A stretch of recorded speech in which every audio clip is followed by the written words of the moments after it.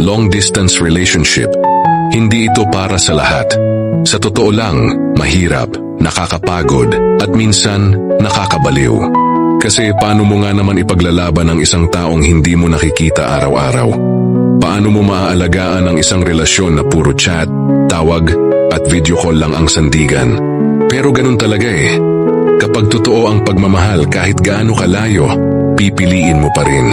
Sa isang long-distance relationship, hindi sapat ang mahal kita. Dito sinusukat ang tibay ng puso, lalim ng tiwala, at haba ng pasensya. Kasi hindi araw-araw masaya. May mga araw na umiiyak ka lang dahil mismo siya.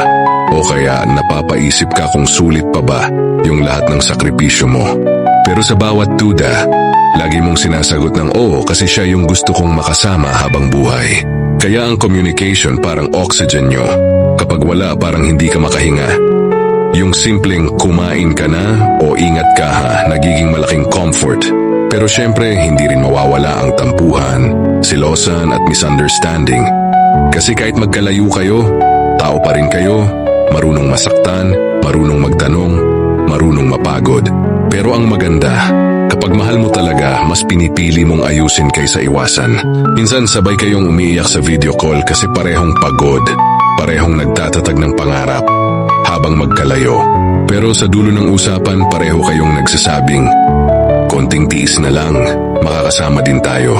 At doon mo marirealize, hindi lang pala love story ang long-distance relationship, kundi faith story din. Araw-araw, ipinagdarasal ninyo sa Diyos na sana kayo pa rin hanggang dulo.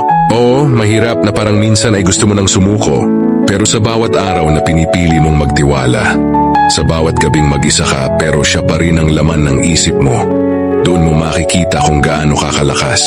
Kasi sa totoo lang, ang long-distance relationship, hindi nasusukat sa layo kundi sa lawak ng pangunawa, sa lalim ng tiwala at sa tibay ng puso.